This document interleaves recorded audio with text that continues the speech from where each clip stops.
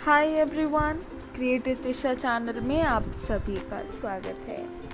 आज के इस वीडियो में हम बात करेंगे 12 अक्टूबर और 13 अक्टूबर के करंट अफेयर्स के बारे में। तो चलिए शुरू करते हैं और सबसे पहला क्वेश्चन देखते हैं। 19 वर्ष की आयु में पोलैंड की किस खिलाड़ी ने अपना पहला ग्रैंड स्लैम खिताब जीतकर इतिहास रचा है? तो दोस्तों, इसका आंसर है ईगा स्वियोंटेक। पोलैंड की 19 वर्षीय ईगा स्वियोंटेक ने फाइनल में अमेरिका की सोफिया केनिन को हराकर अपना पहला फ्रेंच ओपन खिताब जीतकर इतिहास रचा है। इनसे पहले वर्ष 1992 में 18 साल की मोनिका सेलिस के फ्रेंच ओपन का खिताब जीता था। चलिए आगे बढ़ते हैं। भारत के 8 समुद्री तटों को मिला ब्लू फ्लैग का दर्जा। भारत दुनिया के उन 5 देशों में शामिल हो गया है जिनके पास ब्लू फ्लैग दर्जे वाले स्वच्छ समुद्री तट मौजूद हैं। साथ ही भारत को तटीय क्षेत्रों में प्रदूषण नियंत्रण के लिए इंटरनेशनल बेस्ट प्रैक्टिस के तहत तीसरे पुरस्कार के लिए भी चुना गया है। फाउंडेशन फॉर एनवायरनमेंट एजुकेशन ने भारत के 8 समुद्री किनारों को ब्लू फ्लैग दिया है। भारत के 8 समुद्री तटों को प्रतिष्ठित ब्लू फ्लैग सम्मान से सम्मानित किया गया। इसमें गुजरात, कर्नाटक, आंध्र प्रदेश और उड़ीसा समेत 5 राज्यों के तट शामिल हैं। केंद्रीय पर्यावरण मंत्री प्रकाश जावड़ेकर ने कहा है कि यह भारत के लिए बड़े सम्मान की बात है। यह पर्यावरण के क्षेत्र में भारत के संरक्षण और सतत विकास के प्रयासों के समूचे विश्व को मान्यता मिलना है। चलिए आगे बढ़ते हैं और अगला क्वेश्चन देखते हैं। केरल सोना तस्करी मामले में हाल ही में कौन चर्चित रहा? तो दोस्तों, इसका आंसर है एम शिवशंकर। तिरुवनंतपुरम हवाई अड्डे से राजनीतिक सामान के साथ 30 किलोग्राम सोना बरामद किया गया, जिसके कारण प्रवर्तन निदेशालय ने एम शिवशंकर से पूछताछ करी। यानी केरल सोना तस्करी मामले में अभी हाल ही में एम शिवशंकर चर्चित व्यक्ति रहे हैं। चलिए आगे बढ़ते हैं। अगला क्वेश्चन है, चीन ने किस देश का न्यूक्लियर डील पर समर्थन किया? तो दोस्तों, इसका आंसर है ईरान। ईरान के साथ चीन ने न्यूक्लियर डील पर उसका समर्थन। चीन ईरान का सहयोगी और 2015 में हुए ईरान परमाणु समझौते में एक पक्ष रहा। चलिए आगे बढ़ते हैं। 2020 आर्थिक विज्ञान में नोबेल पुरस्कार की घोषणा की गई। अल्फ्रेड नोबेल की स्मृति में 2020 आर्थिक विज्ञान में सेवरिक्स रिक्सबैंक पुरस्कार संयुक्त रूप से पॉल और मिलग्रोम और रॉबर्ट बी विल्सन को दिया गया है। पॉल और मिलग्रोम और रॉबर्ट बी विल्सन को नीलामी सिद्धांत में सुधार और नए नीलामी प्रारूपों में आविष्कार के लिए सम्मानित किया गया। उनकी खोजों ने दुनिया भर में विक्रेताओं, खरीदारों और करदाताओं को लाभान्वित किया है। यह पुरस्कार 10 million Swedish krona cash award और एक स्वर्ण पदक के साथ आता है। आर्थिक विज्ञान में नोबेल पुरस्कार की स्थापना 1969 में हुई थी। आर्थिक विज्ञान में 2019 का नोबेल पुरस्कार भारतीय अमेरिकी अर्थशास्त्री अभिजीत बनर्जी, एस्तेर डफ्लो और माइकल क्रेमर को वैश्विक गरीबी को कम करने के लिए उनके प्रयोगात्मक दृष्टिकोण के लिए प्रदान किया गया था। चलिए आगे बढ़ते हैं और अगला क्वेश्चन देखते हैं। 12 अक्टूबर को विश्व भर में कौन सा दिवस मनाया जाता है? तो दोस्तों, इसका आंसर है वर्ल्ड आर्थराइटिस डे।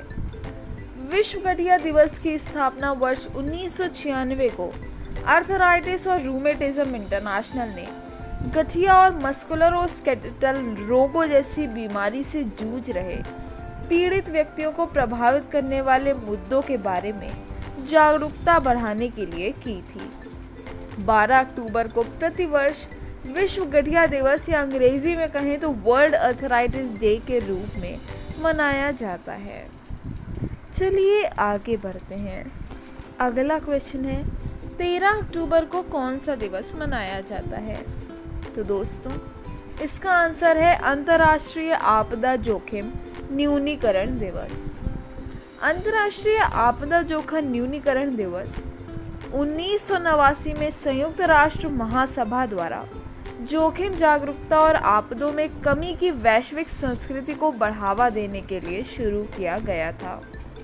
यह दिवस जागरूकता बढ़ाने के लिए मनाया जाता है और दुनिया भर के लोग आपदाओं की जोखिम को कैसे कम कर रहे हैं। आपदा जोखिम न्यूनीकरण के लिए इस वर्ष का अंतर्राष्ट्रीय दिवस शासन के बारे में है। एक अच्छा आपदा जोखिम शासन जीवन को बचा सकता है, आपदा प्रभावित लोगों की संख्या और आर्थिक नुकसान को कम कर सकता है।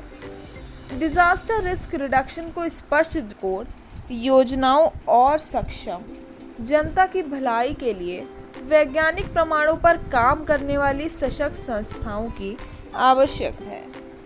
आपदा जोखिम में कमी की रणनीति बहुक्षेत्रीय होनी चाहिए।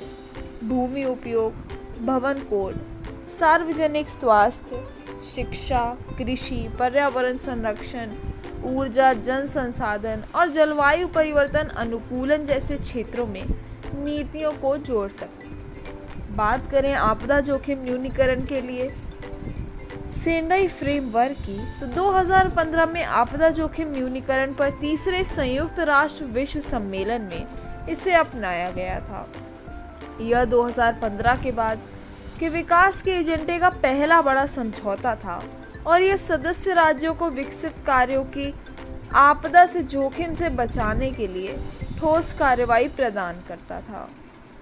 चलिए आगे बढ़ते हैं।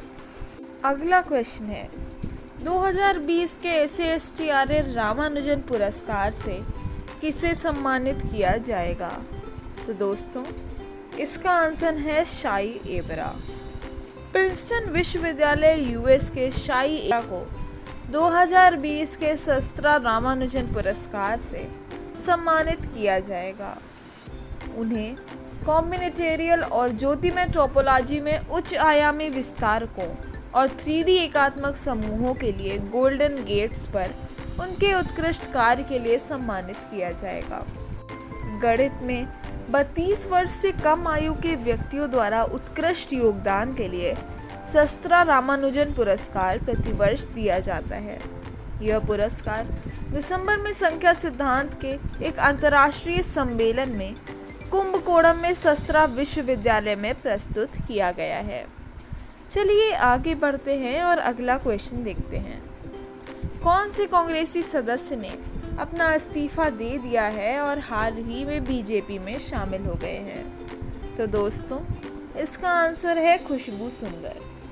खुशबू सुंदर एक साउथ की कलाकार भी हैं जिन्होंने लगभग 200 से अधिक फिल्मों में कलाकारी निभाई है और यह टीवी प्रेजेंटर भी रह चुकी हैं। इन्होंने हाल ही में कांग्रेस की सदस्यता को छोड़ दिया है और बीजेपी में शामिल हो गई हैं। चलिए आगे बढ़ते हैं। भारतीय नौसेना के जहाज सह्याद्री और कोरा ने FAAF 2020 में सर्वश्रेष्ठ जहाज घोषित। फ्लीट अवार्ड फंक्शन FAF 2020 में सबसे अच्छे जहाज से प्रतिष्ठित ट्रॉफियां INS सह्याद्री को कैपिटल जहाजों और INS कोरा को कोरवेट के लिए प्रदान की गई। विशाखापट्टनम में भारतीय नौसेना के पूर्वी बेड़े के परिचालन चक्र की सफल परिणति को चिन्हित करने के लिए FAF 2020 का आयोजन किया गया था। इस घटना में विभिन्न परिचालन वर्टिकल में उत्कृष्टता को मान्यता देते हुए 16 ट्रॉफियां प्रदान की गईं। भारतीय नौसेना जहाज ऐरावत और किरदान ने संयुक्त रूप से बेस्ट स्पिरिटेड शिप पुरस्कार जीता। बात करें भारतीय नौसेना की, तो भारतीय नौसेना भारतीय सशस्त्र बलों की नौसेना शाखा है। एडमिरल करमबीर सिंह 24वें भारतीय नौसेना प्रमुख हैं और नौसेना स्टाफ का प्रमुख भारतीय नौसेना में सर्वोच्च रैंकिंग वाला कमांडर होता है। चलिए आगे बढ़ते हैं। निहाल सरीन ने शतरंज की 2020 जूनियर स्पीड ऑनलाइन चैंपियनशिप जीती। निहाल सरीन ने चेन्नई में chess.com की 2020 जूनियर स्पीड ऑनलाइन चैंपियनशिप को जीता है। निहाल सरीन ने फाइनल में रूस के विश्व जूनियर नंबर 6 एलेक्सी सरना को हराया है। शतरंज की 2020 जूनियर स्पीड ऑनलाइन चैंपियनशिप जीतकर निहाल सरीन ने 2020 की स्पीड शतरंज चैंपियनशिप फाइनल के लिए क्वालिफाई कर लिया है। निहाल सरीन एक पूर्व विश्व अंडर 10 चैंपियन है।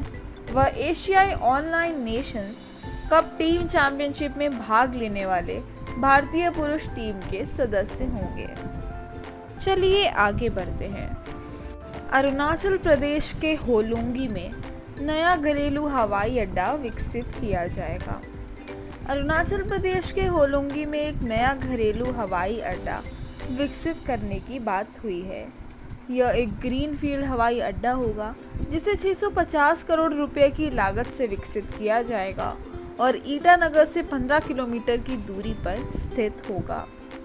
होलीगोई हवाई अड्डे को 4100 वर्ग मीटर के क्षेत्र में विकसित किया जाएगा और 8 चेक इन काउंटरों के साथ 200 यात्रियों को संभालने की क्षमता रहेगी। इस परियोजना के नवंबर 2022 में पूरा होने की संभावना है।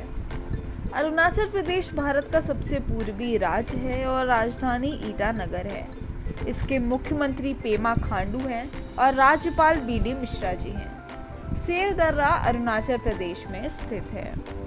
चलिए आगे बढ़ते हैं और अगला क्वेश्चन देखते हैं। 12 अक्टूबर 2020 को अमेरिका के उप विदेश मंत्री जो भारत यात्रा में दिल्ली पहुंचे वे कौन हैं? तो दोस्तों इसका आंसर है स्टीफन बिगुन। स्टीफन बिगुन 12 अक्टूबर 2020 को भारत के दिल्ली शहर पहुंचे, जहां भारत में अमेरिकी राजदूत केनेथ जस्टर ने दिल्ली में उनका स्वागत किया। चलिए आगे बढ़ते हैं। तो अगला क्वेश्चन है, राष्ट्रीय सुपर कंप्यूटिंग मिशन क्या है? राष्ट्रीय सुपर कंप्यूटिंग मिशन को 2015 में लॉन्च किया गया था। यह विज्ञान और प्रौद्योगिकी विभाग और इलेक्ट्रॉनिक्स और सूचना प्रौद्योगिकी विभाग द्वारा CDEC और IISc बैंगलोर के माध्यम से कार्यान्वित किया जाता है। यह बढ़ती कंप्यूटर नेशनल मांगों को पूरा करने के लिए सुपर कंप्यूटिंग इंफ्रास्ट्रक्चर प्रदान करने के लिए स्थापित किया गया है।